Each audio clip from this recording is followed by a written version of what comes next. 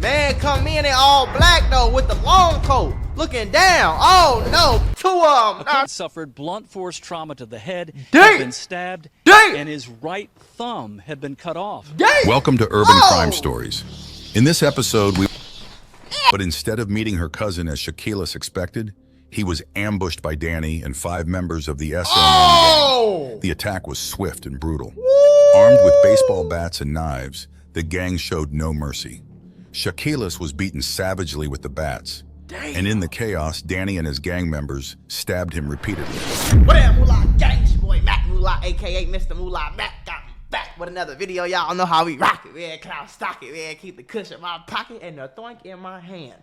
Phono Grade, we got some crazy merch stories on Phono Grade, so make sure y'all watch the whole video, because this one is finna be crazy, folks.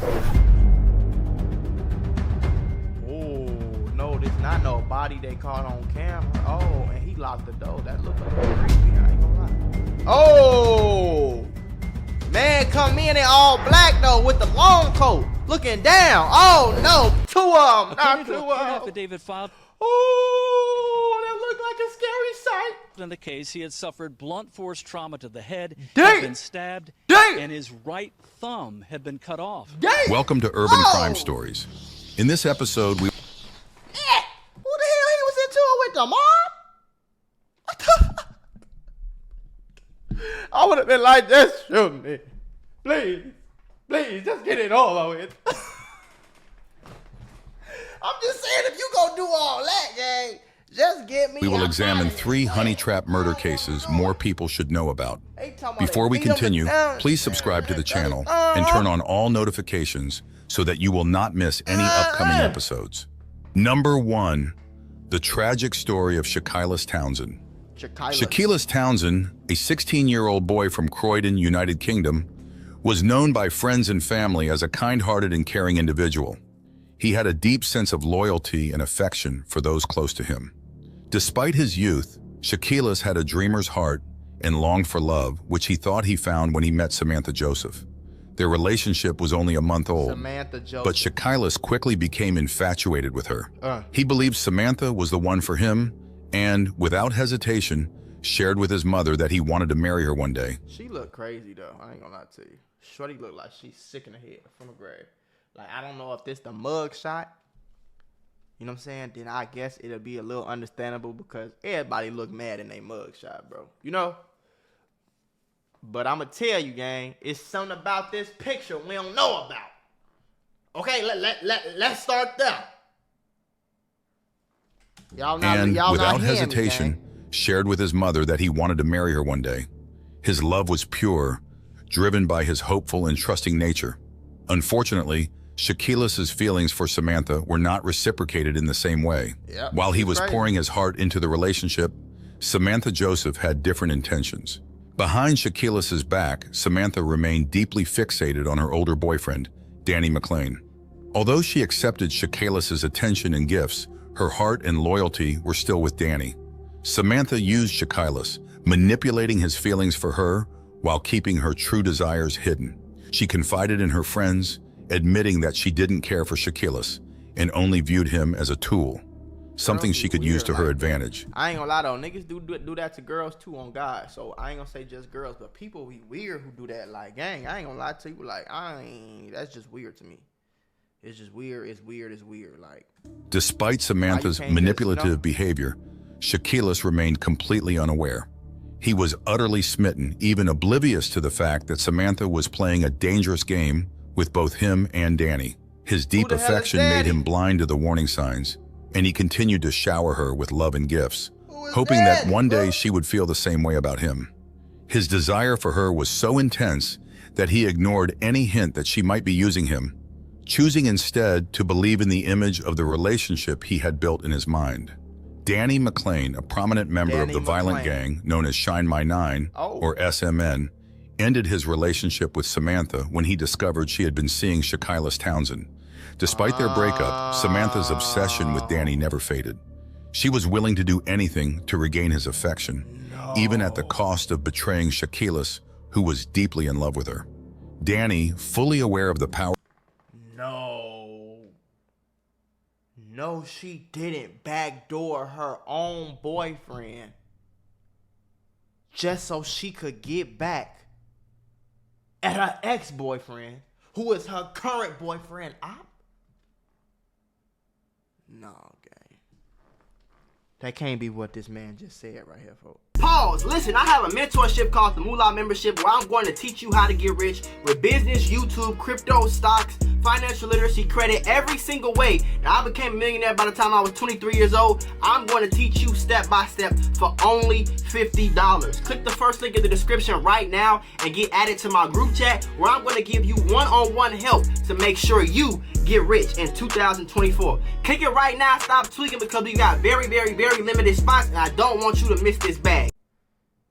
That can't be what Or he had over Samantha, exploited her desperation.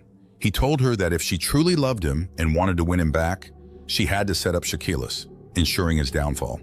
Samantha, eager to please Danny, agreed without hesitation, sealing Shaquilas' fate.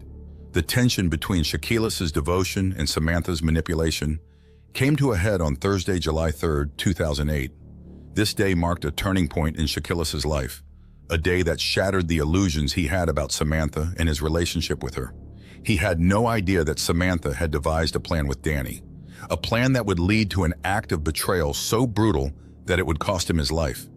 Shaquilas, trusting and full of love, could never have anticipated the storm that was about to hit. He would have never thought. On the day of the tragic event, CCTV footage especially like it's not just no little thought. Like this is your girl. Y'all been kicking like y'all been together. Like bro. Like who gonna think? Yeah, my girl finna set me up. That's the last person you gonna think. My girl finna set me up so she can get back. She finna set me up with her ex so she can get back with the nigga. You could have just left me, bitch. Just leave me, man. Don't kill me. You hear me? Samantha meeting Shaquilas. She wore a see-through floral dress, a deceptive appearance that hid her true intentions. To anyone watching, they seemed like a typical young couple, laughing and enjoying each other's company. Right. Shaquilas had no idea that Samantha had orchestrated the events of that day with Danny. The two boarded a bus together, with Shaquilas believing they were on their way to meet Samantha's cousin. Oh. Throughout the journey, Samantha remained in secret communication with Danny via her cell phone, updating him and coordinating the ambush that was to come. Gang, Danny is the ex, gang. Is you keeping up with me, bro? Are you listening to the story, bro? Danny is the ex, bro. Shaquilas, in his trusting nature, was completely unaware of the deadly trap being set for him. Bro. Samantha skillfully led Shaquilas to a quiet cul-de-sac, a secluded area perfect for what was about to happen. She continued to play the role of a loving girlfriend, masking her betrayal with ease. But instead of meeting her cousin as Shaquilas expected, he was ambushed by Danny and 5 members of the SM gang. The attack was swift and brutal. Armed with baseball bats and knives, the gang showed no mercy. Shaquilas was beaten savagely with the bats. Damn. And in the chaos, Danny and his gang members stabbed him repeatedly. Damn. The betrayal was complete. Shaquilas had walked into the trap Samantha and Danny had set, unaware that the person he loved had delivered him to his attackers. Shaquilas was stabbed 6 times, leaving him mortally wounded. As he lay on the ground, bloodied and battered, the gravity of the betrayal and his impending death began to sink in. In his final moments, Shaquilas, still just a boy of 16, cried out for his mother. His last words were filled with fear and desperation. "I don't want to die." His voice echoed in the empty street, a heartbreaking plea that no one was there to answer. The image of Shaquilas, lying helpless and alone, calling out for the person who had always protected him. After the attack, the coldness of Samantha Joseph's actions became even more apparent. As Shaquilas Townsend lay dying in the street, she showed no remorse or guilt for the betrayal she had orchestrated.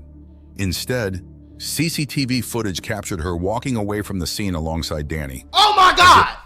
Oh my God, I'm gonna lose my mind.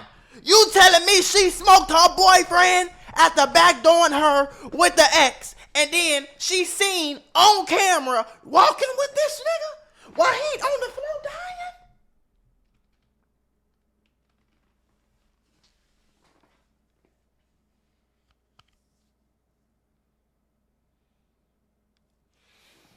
If nothing had happened. She casually carried his hoodie in a cream-colored handbag. Listen, I got your hoodie, babe. Don't worry about it. Got some blood on it. Like, what the fuck wrong with you, babe? I'm stressed out. Which was stained with Danny's blood, a reminder of the savage violence that had just unfolded. Danny had sustained a minor injury during the brutal attack, but Samantha remained focused on him, acting as though the life they had just taken was of no consequence. Shakilis Townsend succumbed to his injuries on July 4th, 2008, a day after the brutal attack. Despite being rushed to the hospital, the severity of his wounds was too much for the 16-year-old to survive. His death marked the tragic end of a young life filled with love, dreams, and a belief in a future that was stolen from him. The community mourned the loss of a boy who had been betrayed by those he trusted, and the senseless violence of gang culture that had claimed yet another victim. In the months that followed, justice was served for Shakilis. Samantha Joseph, Danny McClain, and 5 other gang members, including Andre Thompson and the Ellis brothers, were found guilty of murder. Their participation in the premeditated ambush and savage attack on Shakilis led to heavy sentences. Danny, the orchestrator of the plan, was sentenced to a minimum of 15 years in prison for his role as the leader. A minimum of 15 years? Bro, I know a nigga that did 20 for robbing somebody, gang. He ain't shoot him, stab him, slap him, beat him, nothing. Nobody got hurt. All this man did was take his shit with a gun in his hand, in his face, and got 20 on him. Through O. You telling me he premeditated, set a man up, and beat this man to death, and he got minimum 15 years? What the fuck? So what everybody else get? Leader of the gang that took Shakilis' life. His manipulation of Samantha and the brutal way in which the attack was carried out highlighted his cold, calculating nature. Several other gang members also received lengthy prison sentences for their involvement. Andre Johnson Haynes, a former public school boy and promising London Irish rugby player, was sentenced to a minimum of 12 years in prison. Brothers Tyrell Ellis and Don Carlos Ellis, along with Michael Akinfenwa, also received 12-year sentences for their part in the attack. Insane, the sentencing of these young men, all from different walks of life, revealed how deeply that supposed to be at least 30 40 50 they did bro the worst way, gang. I ain't gonna lie. They did him. That's worse than walking up and blowing him. That's worse than standing over him.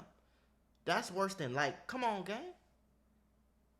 That's worse than a lie. You made that death slow, gang. You beat him and stabbed him, gang, and then left him bleeding on the